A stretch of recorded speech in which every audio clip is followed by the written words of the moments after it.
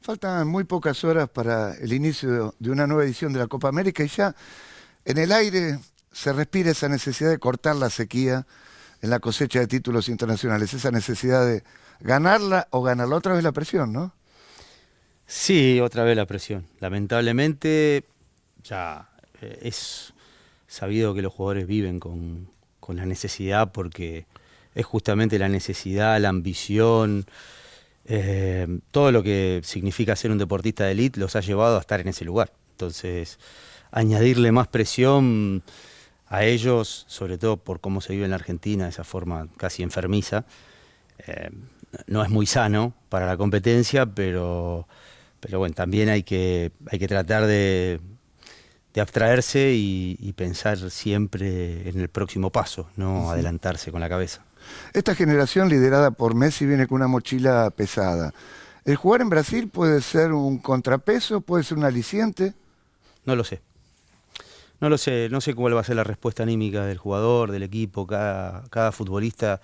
Está claro que la receta más confiable, si es que hay una en el fútbol, es que el equipo juegue lo mejor posible, tener un funcionamiento, que haya una relación entre el juego, los jugadores, la comodidad de los jugadores, y eso va generando entre el entrenador también y los futbolistas y los intérpretes una energía positiva y eso es lo que lleva a tener más probabilidades. Después creo yo que no es lo mismo un mundial para Messi o una Copa América para Messi que para cualquier chico que hace sus primeras experiencias, y ahí hay que ver qué componente residual quedó en la cabeza de Agüero, Di María y Messi, que vienen con algunas frustraciones, y qué le pueden aportar los otros, esa sangre nueva que viene a rejuvenecer, un poco a recargar a la selección nueva. Así que veremos qué sucede. Eso se ve solamente en la competencia. En estas horas, la publicidad y cierto sector de la prensa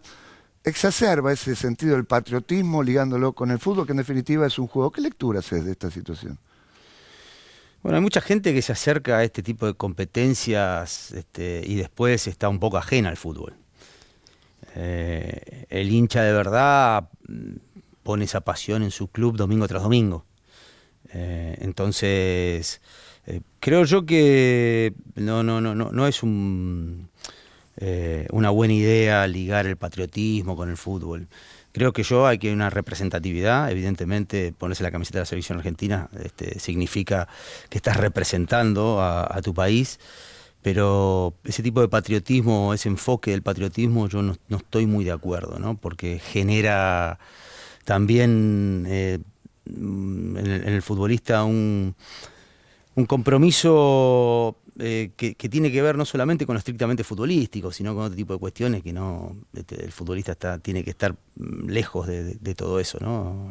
Así que creo yo que esas experiencias ya del pasado nos tienen que servir para no aplicar, sobre todo los jugadores, ¿no?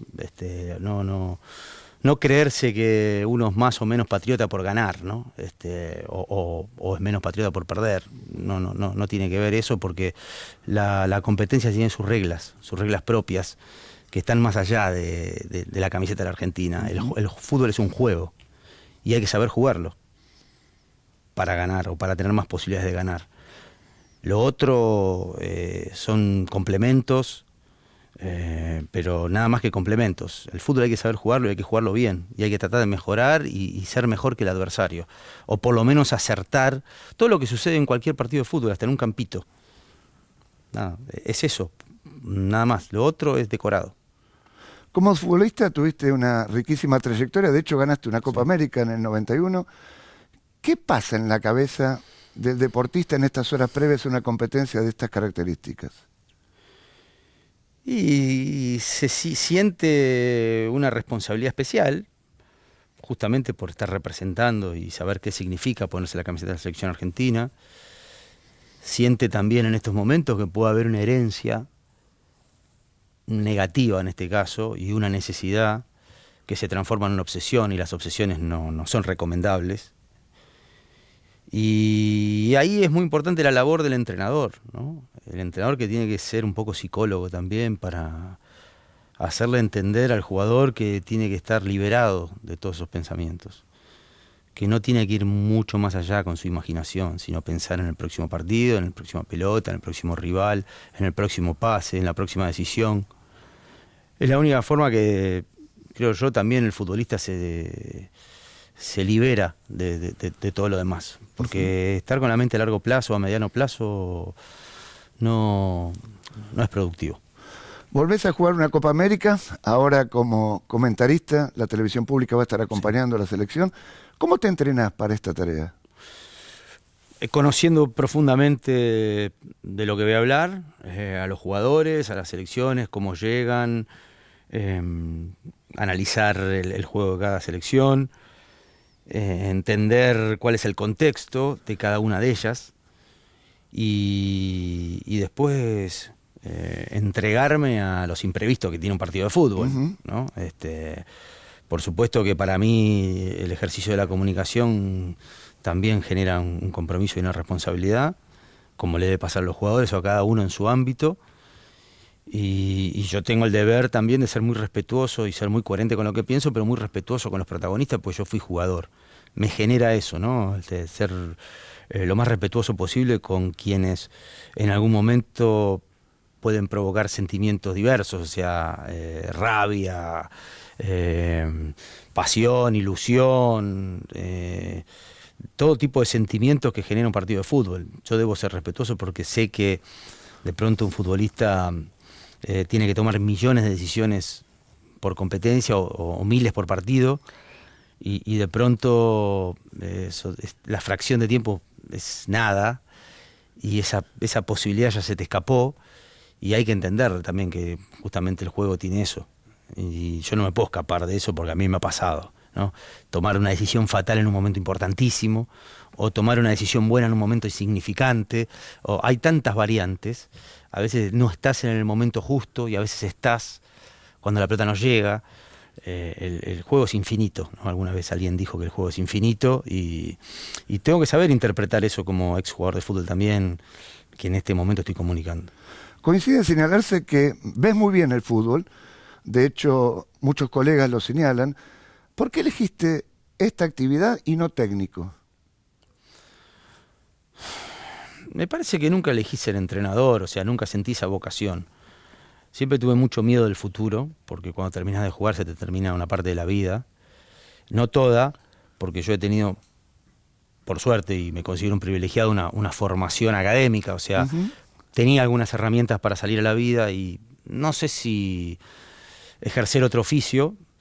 Seguramente hubiese estado ligado al fútbol, pero esto se dio por casualidad un poco, porque un día me invitaron a un programa de televisión, les gustó, fui otro día, me hicieron un contrato temporal y después seguí.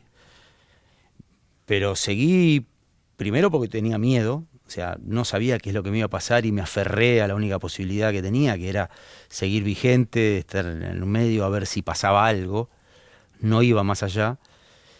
Y después también porque me preparé. O sea, me fui en el camino, me fui preparando con lecturas, viendo partidos, poco tomando esas ideas que tenía sueltas y un poco la experiencia que me había dejado el fútbol para ponerla toda en la licuadora de la cabeza y tratar de opinar con conocimiento fundamentalmente y todo lo que dije antes, responsabilidad, con respeto. Así que fundamentalmente tenía mucho miedo al futuro. Me retiré a los 35 o 36 años y no sabía qué iba a pasar. Me iba a tomar un año, pero se me terminó el fútbol profesional y sentía que se terminaba una parte importante de mi vida, ¿no? te tocó luchar contra dos preconceptos. Por un lado, el periodista que te veía como una rara avis, y por otro lado el futbolista que no le gusta que lo juzgue un par. Sin embargo, saliste airoso de la pelea. Salí airoso, sí. Salí airoso no sin alguna lesión también, porque en el camino es espinoso. O sea, en el camino, cuando vos vas subiendo, hay gente que te pone obstáculos, Ujú. que te tira para abajo, que te impide subir. Y ahí sí yo tengo una mentalidad deportista y creo que la empleé para llegar a donde estoy ahora también, ¿no? El fútbol, ser futbolista como cualquier deportista de alto nivel me ha dado una resiliencia, una resistencia también a ciertas cosas que no tiene una persona común. Es así, por ahí es un factor diferencial. Yo sí veo que ante situaciones adversas de la vida o cotidianas, así, yo tengo como un empuje extra, una resistencia de más. Y hablas de resiliencia más que de resistencia, y eso implica transformarse, ir preparándose. Siempre tuviste inquietud por lo literario, por mejorar, ¿no? Sobre todo en los últimos años. Al principio vivía en una burbuja, en una cápsula, o sea, hasta los 28, 29, 30 años, en el fútbol hiperprofesional, cuando terminé de jugar en Boca, en Racing, y me fui para México. Ahí me sentía más relajado, capaz de poder enfrentar otras cosas, porque antes acá el fútbol argentino ejerce una locura, una presión, y uno mismo también se va encerrando en una vida. Yo no salía de mi casa, a veces me costaba cuando perdíamos un partido digerirlo y enfrentar al público y al periodismo y las consecuencias que tiene perder un partido en la Argentina. Te sentís como un traidor a la camiseta. Pero una vez que me fui a México y me relajé, a eso de los 30 años, empecé a ver la vida de otra manera. Empecé a ver al técnico y a escucharlo más, a relacionarme un poco más con los libros, a abrir mi cabeza, a mirar para arriba y disfrutar de la naturaleza, cosas pequeñas, pero que me fueron sirviendo, y las fui atesorando hasta, bueno, llegar al final de mi carrera, que fue a los 35, 36, y ya me sentía que podía salir con el miedo ese que te decía, pero bueno, ya más preparado. De joven estudiaste ciencias económicas, pero después metiste un pie en la filosofía, valiente. Sí. Bueno, en realidad, cuando empecé esto del periodismo y me lo empecé a tomar con más seriedad y ya podía visualizar que iba a ser mi oficio, recurrí a algunos periodistas, porque yo también me sentía, no discriminado, pero sentía que estaba invadiendo un campo que no me correspondía. Y empecé a preguntar si podía estudiar periodismo, dónde, qué sé yo, y 3 o 4 periodistas excelsos, o sea, de primera línea, me dijeron lo mismo: no estudies periodismo, estudias filosofía. Todos me dijeron lo mismo. Porque es una ciencia abarcativa que te va a ayudar a entender, a interpretar mucho mejor la realidad. Total, vos el periodismo estás haciendo las bases, las estás haciendo en la práctica, las estás haciendo ya al aire, y la filosofía te va a servir para abrir tu cabeza. Y los 3 me dijeron lo mismo, 3 o 4 me dijeron lo mismo. Así que bueno, les hice caso. Como futbolista, no eras de aquellos que tenían el cassette puesto. De hecho, entre las frases salientes de la historia del fútbol argentino hay una tuya que está en el top 10, sin lugar a dudas. Boca es un cabaret. ¿Cómo surgió eso? ¿Cómo explotaste? Sí, era impulsivo. Era impulsivo y cometía a veces el error de ser espontáneo en este mundo del fútbol. Bueno, esa frase surgió de un contexto desagradable, ¿no? Había un jugador, un compañero, que yo estaba un día después de una reunión en Boca, de un partido que habíamos perdido, y habíamos hecho una reunión de rutina el día posterior al partido. Voy al auto y prendo la radio y escucho a un periodista informar a la gente que estaba en la mesa, en el estudio, y le informó de todo lo que habíamos dicho con palabras exactas en la reunión que habíamos tenido, una reunión tensa, pero una reunión entre compañeros que algunos se reprochaban: che, vos no corriste, vos esto, lo otro, ¿qué podíamos hacer para mejorar? Y una reunión difícil, en un momento delicado, pero el periodista, se ve que uno de adentro del vestuario le había contado con punto y coma todo lo que habíamos hablado. Entonces cuando me entrevistan yo no iba a hablar y el periodismo ese día no podía entrar al predio donde entrenábamos nosotros, que era en Ezeiza. Y cuando me abren la barrera, salgo, me paran los periodistas, yo iba a seguir y justo lo veo a Quique Feldman y a otros periodistas más, y me preguntan, y bueno, largué eso. En realidad quise decir otra palabra, pero me salió Gabaret, justamente en alusión a eso, ¿no? Como comentarista tenés una virtud que no abusás de la anécdota, de la experiencia vivida en tu carrera. Sin embargo, marcás puntos. El otro día fuiste muy enérgico contra Mauro Zárate, cuando criticó a su ex club. Si haces autocrítica, hoy el Diego Latorre comentarista, ¿cómo calificaría aquel Diego Latorre con su actuación en Mar del Plata vistiendo la camiseta de Racing y recordando con un gesto después de convertirse en villano, luego de ser tantos años héroes? ¿Te arrepentís de aquella situación? Bueno, yo creo que si lo hubiera cuestionado, seguramente. Yo creo que el arrepentimiento, si me pongo en el personaje de ese día, viéndolo desde hoy, no es que no sirva. Es que uno en ese momento está tomado por ciertas circunstancias. No es que hace el gesto porque... Y ahora desde este lado, desde un frío lugar de observador, analizar o criticar eso me parece un punto no ventajista, pero es no tener sentido de la realidad. O sea, y en ese momento sí estaba con muchísima influencia negativa del entorno, de lo que me pasaba por la cabeza, de la forma que había sido tratado en los últimos meses en Boca, 2 meses. Pasaba un mosquito y la culpa era mía, o sea, no sé si qué pasó, si hubo una operación o qué, que ya obviamente la dejé atrás, pero también empecé a entender cuál puede ser la relación entre algún dirigente, algún periodista y los medios de comunicación y la comunicación en sí, ¿no? Es como un gran negocio que a veces el jugador queda en el medio de ciertas cosas que no puede manejar. Y creo que en ese momento el tratamiento que se me dio a mí después de tantos años fue injusto, y lo sigo sosteniendo, que fue injusto. Eso no quiere decir que disculpe lo que hice, que no pagó mucha gente que por ahí me admiraba y estuvo dolida, y lo sé fehacientemente que fue así, pero seguramente hoy hubiese criticado ese gesto, porque nosotros de pronto cuando analizamos o criticamos no nos solemos poner en el lugar del otro. Uh-huh. Y eso no está bien.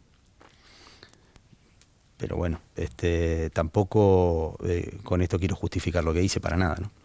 Hablamos del fútbol argentino. Pablo Lavarces, filósofo, en ese mismo sillón, sociólogo también, hablaba de la necesidad de exterminar o dejar de lado de hablar tanto de la cultura del aguante, y que se observa hoy que en muchos casos el hincha es más hincha de la hinchada que de su propio equipo. Eso se visualiza en las canchas argentinas hoy, ¿no? Sí, bueno, pero también hubo un aparato de difusión acerca de eso, como si fuese una bandera, y creo que se empezaron a distorsionar y a confundir los mensajes. El fútbol es un juego maravilloso y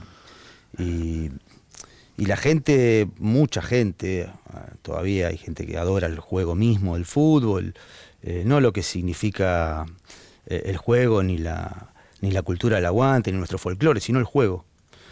Y durante muchos años nos jactamos de tener un folclore lindando con lo violento, ¿no? O sea, hasta qué punto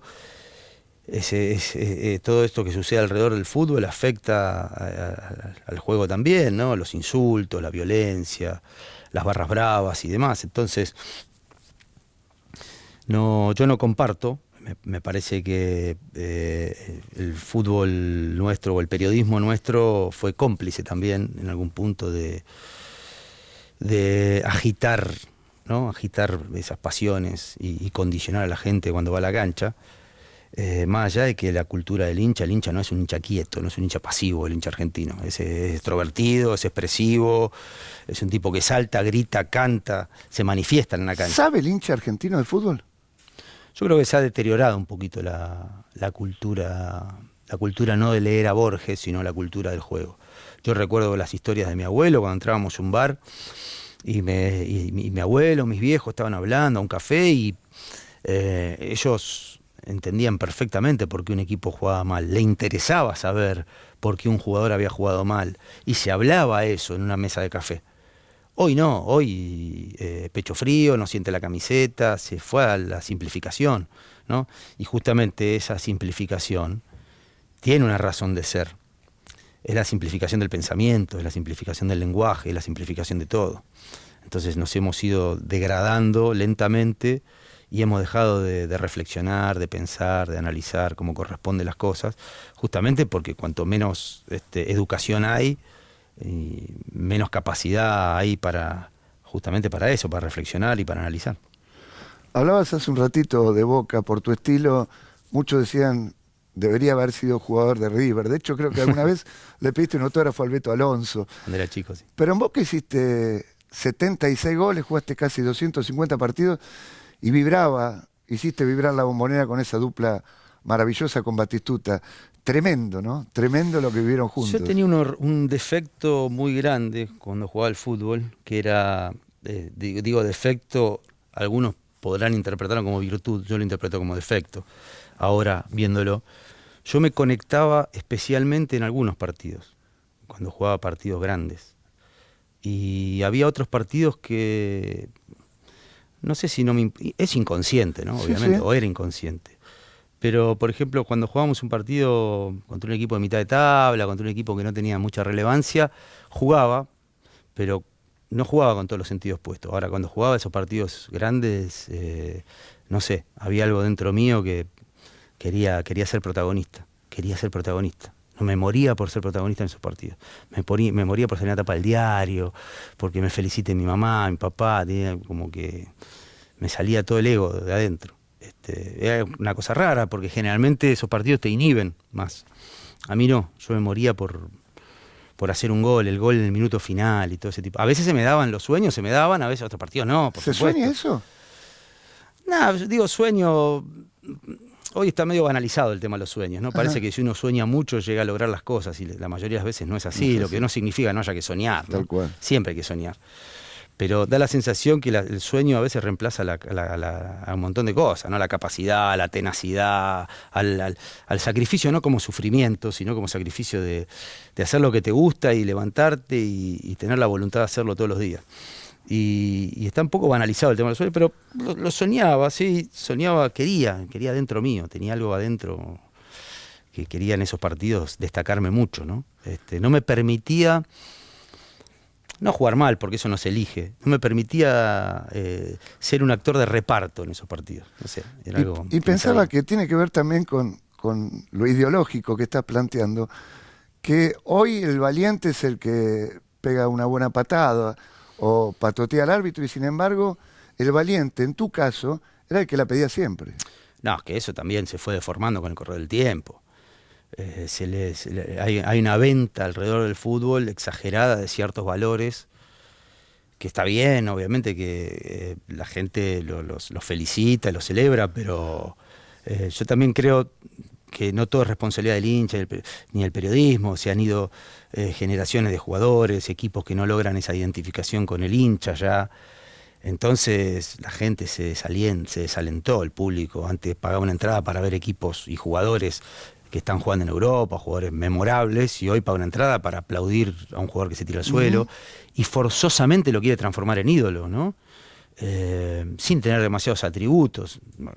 Ser ídolo o debería ser una carrera a largo plazo, ¿no? Es como construir una trayectoria en cualquier ámbito, ¿no? En el periodismo, en lo que sea. Es pasar diferentes pruebas, no 2 partidos. Y veo yo que también eso parece que está al alcance de cualquiera y no debería ser así, pero por supuesto que yo creo que, no sé si la palabra es valentía, yo creo que el coraje, el orgullo de un jugador pasa por agarrar la pelota y tomar decisiones en momentos calientes, ¿no? Cuando vas perdiendo, cuando estás jugando visitante, cuando estás jugando algo, en momentos límites, en momentos críticos. ¿Nunca tuviste miedo en una cancha? ¿Miedo de qué? ¿Miedo? Sí, siempre. ¿Miedo de que las cosas no me salgan? Sí, lo que pasa es que cuando entras a una cancha, todo eso lo dejas en el vestuario. O sea, por lo menos en mi caso se me ponía la cabeza en blanco. Era como un dispositivo automático que tenía, que cuando salía y veía la explosión, la gente, rodar la pelota, lo único que miraba era la pelota y ni siquiera la tribuna, ni siquiera escuchaba mucho tampoco. Y me parece que es lo que le debe pasar a todo el mundo, porque si uno empieza a racionalizar todo lo que le pasa en un partido de fútbol, se hace insoportable jugar, porque tenés al público en vivo en la cancha, ¿no? Que te desafía permanentemente el público, porque jugar en la cancha de Boca, jugar en canchas de Racing, en cualquier cancha independiente, o sea, lo tenés ahí al público, o sea, convive con vos.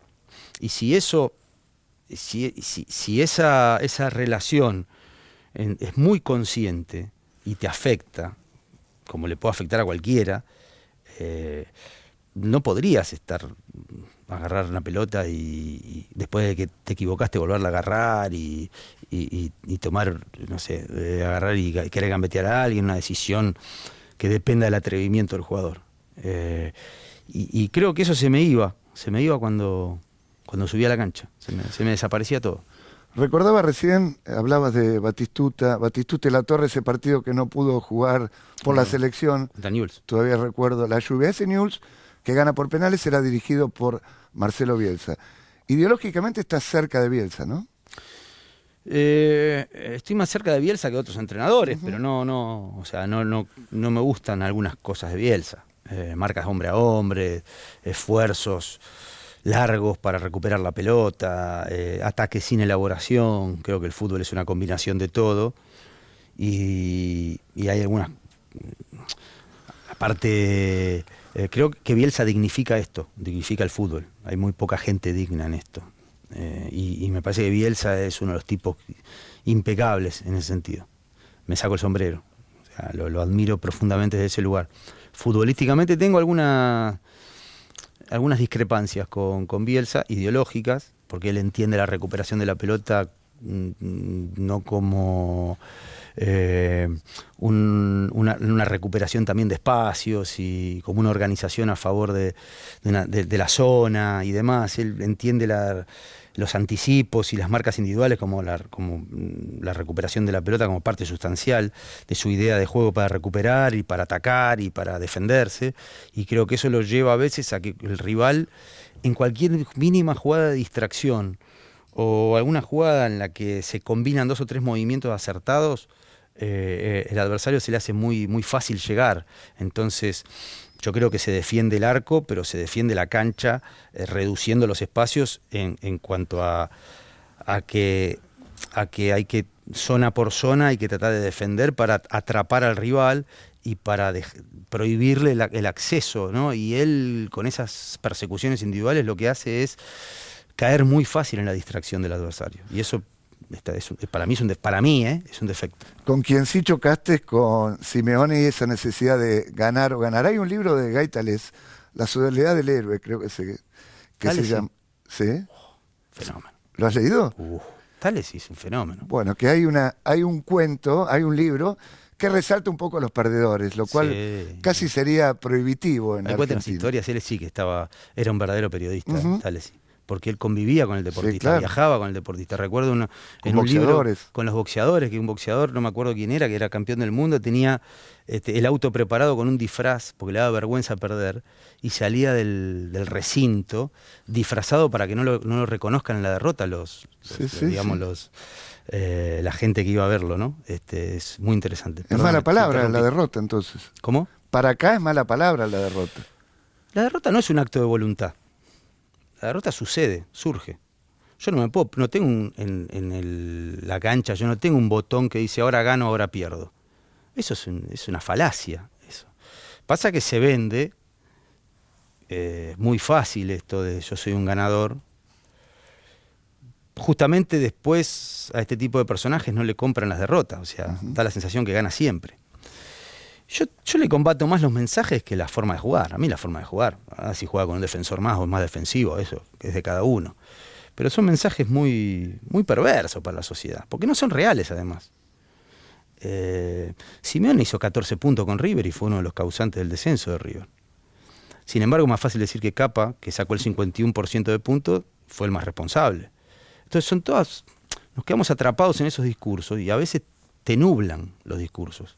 Justamente gente que dice que las palabras o los filósofos del fútbol son los que mienten y todas esas cosas. Entonces, yo le combato eso, pues es un buen técnico que va a ganar y va a perder como cualquiera. Es un muy buen chico, porque lo tuve de compañero, pero a mí ese tipo de mensajes le hacen mal. Y él, que es un docente y que tiene mucho para entregar en otras facetas de su área, enseñar y demás, no puede caer en eso, porque después pierde en el último minuto, como perdió. ¿Y con qué te quedás? Te quedás con la obra, te quedás con lo que hizo el tipo. No, diciendo, yo soy perdedor, o prefiero jugar mal y ganar, como si fuese algo que, si juego mal gano, ¿no? Como si fuese algo, dos cosas que se pueden atar, y ese tipo de mensajes son incomprensibles y debería revisarlos. Lo digo con la humildad del caso, digo, él debería revisarlos. Diego, sos un tipo valiente, no le escapás a los temas. Y me gustaría saber cómo enfrentaste o a qué te aferraste cuando estuviste relacionado con algún escándalo mediático que seguramente en lo personal te debe haber pegado y mucho. ¿Cómo? ¿A qué te aferraste para zafar? A mi esencia como persona. No necesito zafar de nada. Yo siempre me hago cargo de lo que hago y de lo que no hago. Creo que forma parte de la vida. Me aferro a eso simplemente, a saber que soy buena persona, que todos cometemos errores. En el caso sabemos las consecuencias que tienen los errores, pero tampoco es para justificar, pero uno comete errores sin querer hacerle daño a nadie. Entonces, eso, ¿no? Tratar de encontrar en mí las explicaciones de las cosas que uno hace, mediante algún análisis o con ayuda, y después sabiendo y asumiendo que la vida está hecha de más visibles, menos visibles, de errores todos los días. Entonces ahí es donde uno puede descansar mejor. ¿Es verdad que se te cruzó la idea del suicidio en algún momento? No. ¿Un disparate? No,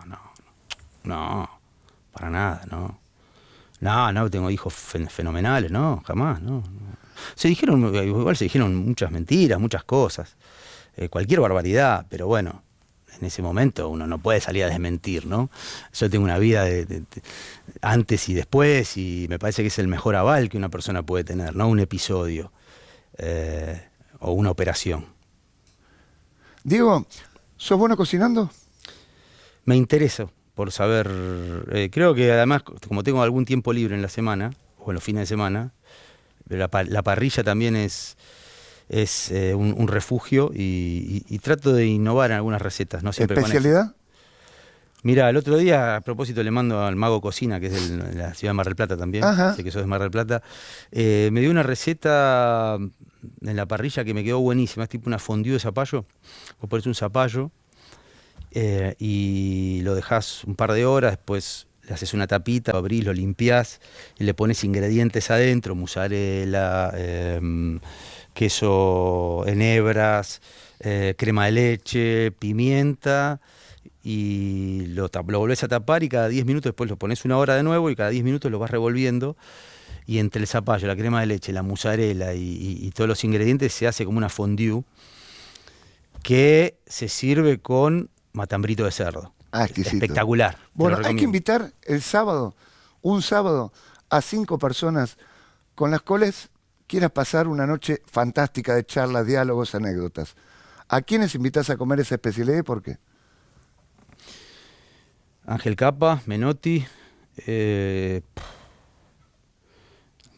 de fútbol tiene que ser, o amigos. No, mi amigo Nico, Mesa de Hombre, Guille Blanco también, un fenómeno, gente con que me reúno a hablar de fútbol. ¿Y me queda alguno más? Uno más. Mi hijo. Hablamos, es mi amigo, es todo para mí. Mi hijo y mi hija, ¿no? Por supuesto, pero si hablamos de fútbol, con mi hijo tengo una conexión, es un lugar de encuentro el fútbol muy, muy especial.